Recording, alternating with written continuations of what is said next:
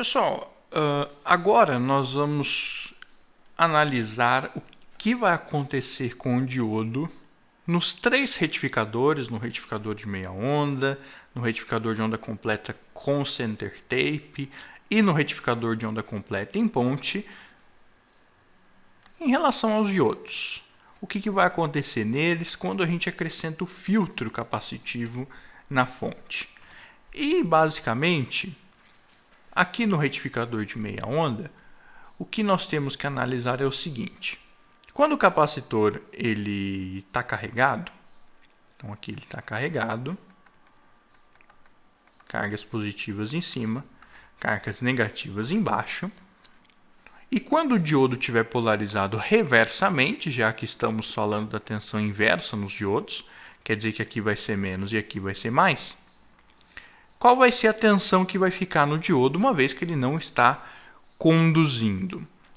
Pessoal, é muito tranquilo de analisar isso se a gente fizer esse desenho que eu fiz das cargas no capacitor e das cargas no transformador.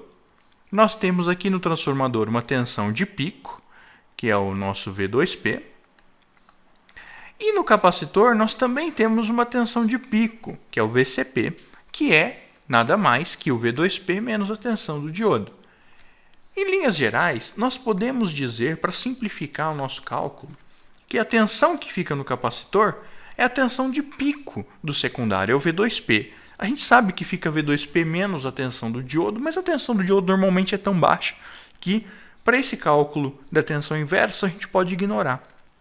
Dessa forma, então, a tensão que vai ficar inversa no diodo vai ser o quê? Vai ser essa tensão V2P que eu tenho aqui, do transformador que está reversa do diodo, somada com a tensão reversa aqui do capacitor, ou seja, mais V2P aqui. Então a tensão que eu vou ter aqui no capacitor, reversa no capacitor, essa tensão aqui, ela vai ser o quê? Vai ser o meu V2P do transformador mais o meu V2P que está no capacitor. Ou seja, vai ser aproximadamente 2 vezes a tensão de pico no secundário. Vejam que o transformador, imagina que o transformador é uma bateria que está polarizado menos em cima, mais embaixo. E que o capacitor é outra bateria que está polarizado menos embaixo, mais em cima. Se ligarmos aqui, se considerarmos que eles estão em série, olha só, nós temos aqui 2 fontes de tensão se somando. Dessa forma, a soma dessas 2 tensões é que vai ficar reversa no diodo. A tensão no capacitor, tensão máxima no capacitor, e a tensão máxima no secundário do transformador. Então, no retificador de meia onda, a tensão máxima que pode ter no diodo, que é o nosso PIV, tensão máxima que eu vou ter no diodo, vai ser 2 vezes a tensão de pico no secundário. Por que essa informação é importante? Porque na hora que eu for escolher qual é o diodo que eu vou usar nesse retificador, a tensão máxima reversa que ele suporta tende a ser maior que 2 vezes o meu V2P, porque senão esse diodo vai queimar. Nós já explicamos sobre o PIV lá quando a gente estava trabalhando só com os retificadores, nós explicamos melhor o que é esse PIV, tensão máxima inversa que o diodo vai suportar, e explicamos melhor esse parâmetro aqui. No caso do retificador de onda completa com center tape, nossa análise é ainda mais simples. Porque olha só, quando esse diodo aqui vai estar reverso, quer dizer que o de baixo vai estar conduzindo. Então, se o de baixo vai estar conduzindo, olha só, vou fazer um curto aqui, já que ele está conduzindo, é como se estivesse passando direto. Se ele está conduzindo, quer dizer o quê? Que essa tensão aqui, que está sendo gerada no transformador, essa tensão reversa que está sendo gerada, ela inteirinha está indo para o diodo. Olha só, esse mais está aparecendo aqui e esse menos do transformador está aparecendo aqui. Dessa forma, então, o PIV, a tensão inversa no diodo, no retificador de onda completa com center tape, vai ser o meu próprio V2P. Olha só, a minha tensão máxima que eu estou gerando aqui no secundário, quando o diodo de baixo está conduzindo, ele está jogando ela toda reversa no diodo de cima. O capacitor aqui no caso, ele não vai fazer a soma dessas tensões como foi lá no de meia onda, porque olha só, quando o capacitor estiver carregado, aqui, o que vai acontecer? Esse capacitor ele vai estar como se fosse em paralelo com o secundário do transformador.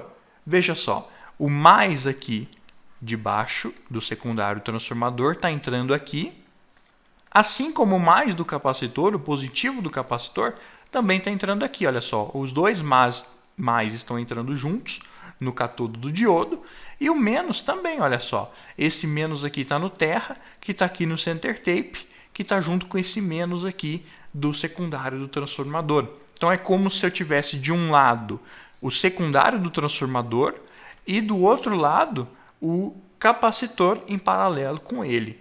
Dessa forma, então, não multiplica por 2. A tensão que vai ter no diodo reversa vai ser o próprio V2P. Aqui é a mesma coisa, no retificador de onda completa em ponte. Se a gente imaginar aqui o semiciclo negativo, quais diodos estarão conduzindo? Esse vai estar conduzindo e esse vai estar conduzindo.